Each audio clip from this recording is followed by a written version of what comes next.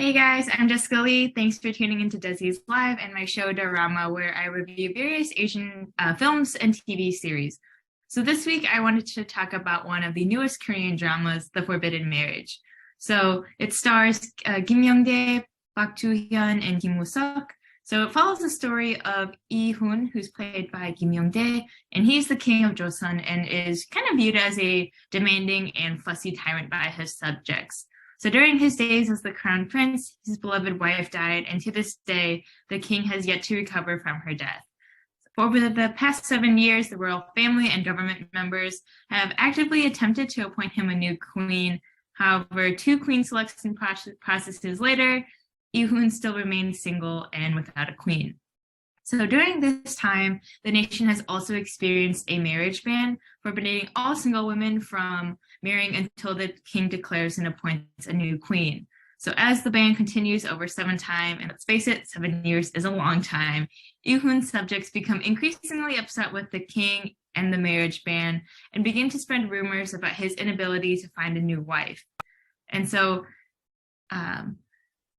curious to hear about what these rumors actually are and hear it from the people himself, the king secretly eavesdrops on a conversation at a local tea shop run by Ye So-rang, who's played by Park Ju-Hyun.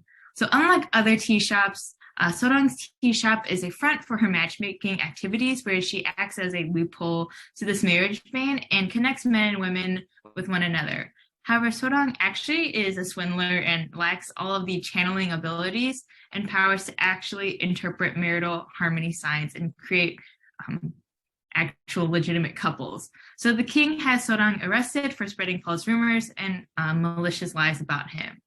In an attempt to leave jail and scare her fellow criminals, since she's the only woman in jail, So-rang pretends to be possessed by a matchmaking spirit and mentions the late queen's spirit and that she's still roaming around the palace.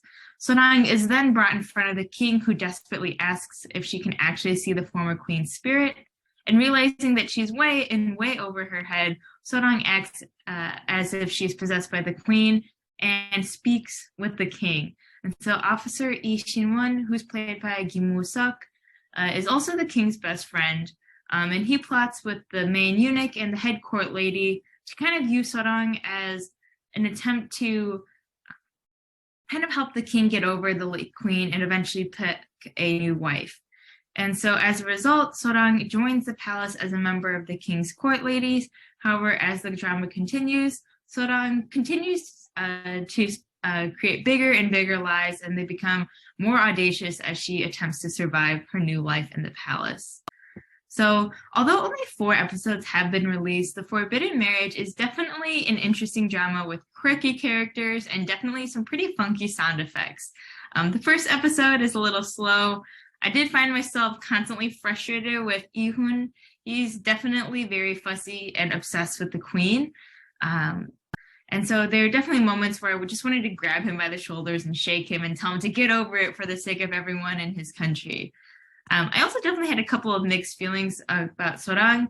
Although I loved how free and honestly unhinged her character was, I was kind of frustrated and annoyed with how fixated she was with making money and how willing she was ready to scam people. But I also loved how she was just willing to kind of look the part and like had all of these disguises just to be able to kind of ensure that her matchmaking role was successful.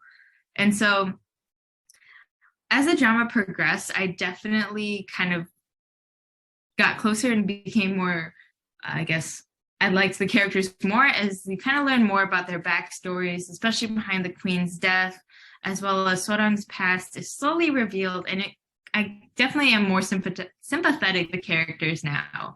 And honestly, though, the best part of the drama is once So-rang enters the palace, not only do her lies become increasingly far-fetched, but her dynamic with the king is priceless.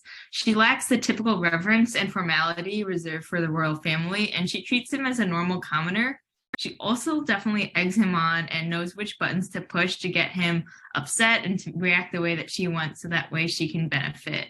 However, by far one of the greatest scenes of the drama so far was when she was telling Lee-hoon bedtime stories to help him fall asleep faster. So rather than telling him real stories, she summarized the plots of hit dramas such as Goblin and Hotel de Luna. And so that was definitely a clever touch by the team.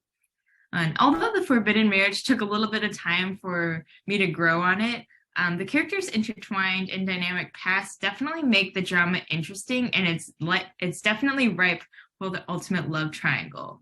So go ahead and give it a watch on Viki and Amazon Prime.